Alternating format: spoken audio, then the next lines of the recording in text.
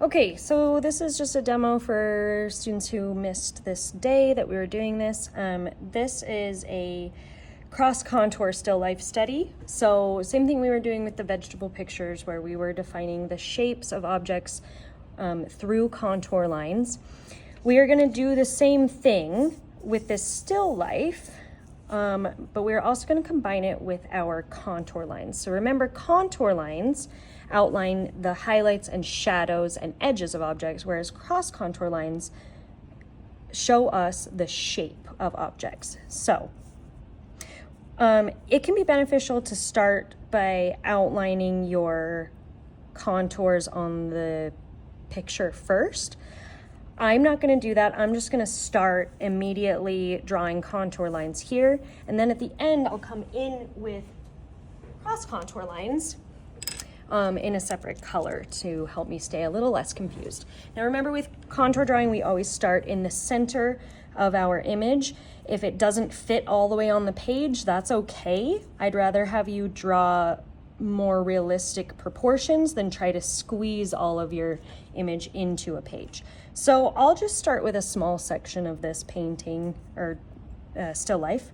So I'm just going to start with the lemon, and what I'm doing right now is I am going to just draw the contours, so those highlights, shadows, edges, and boundaries.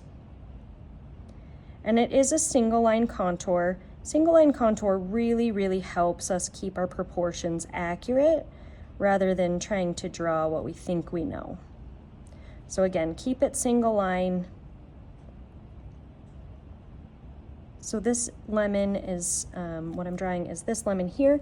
And remember, single line, we don't pick up our pencil when we are drawing.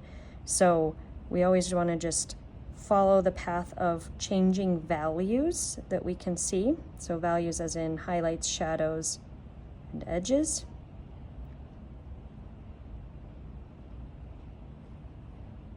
And we want to try our best not to just trace back things we've already drawn unless it's kind of impossible not to. So now I'm moving down into the shadow below the lemon on the other page. And again, I'm not going to do very much of this just because it's a demonstration, and you should be able to do this on your own after I have demonstrated just a little bit. So just single line contour, following anywhere that highlights, shadows, and edges change.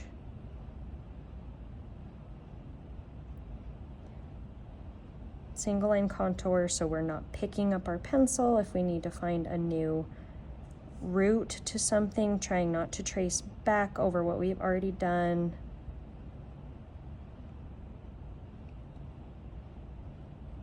Especially when you're doing glass and reflective objects, it's really important to follow all of the highlights and edges that you see. So instead of just drawing, oh, I think this looks like a glass, I'm drawing what I'm actually seeing.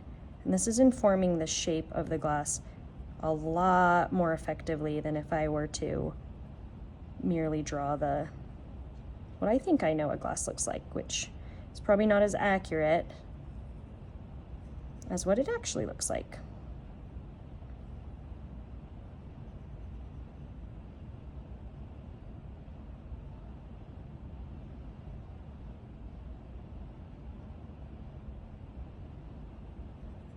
And I'm going really fast, and you should go pretty slow. I'm going fast just because it's a demo, but if I were you, the slower the better.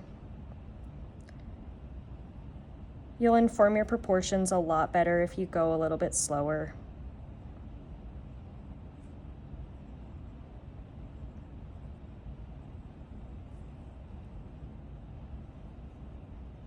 You can kind of see where I'm going fast and messing up proportions, so you just go a little bit slower than I'm going.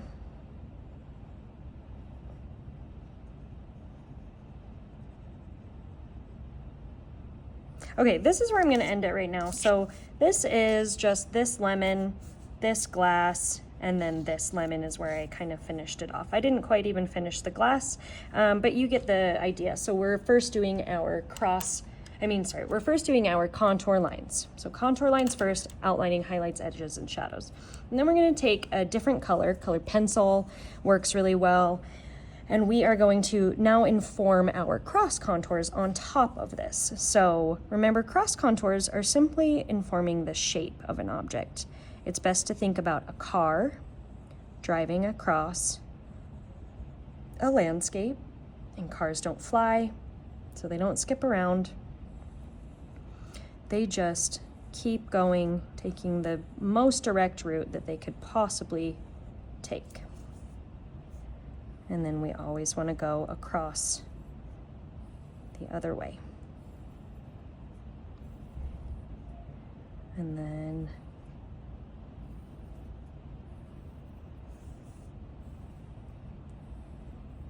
that's it. And we're going to do this to the entire image. So cross contouring the entire image.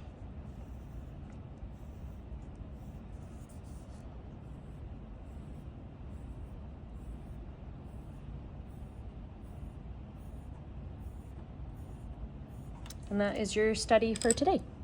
Great.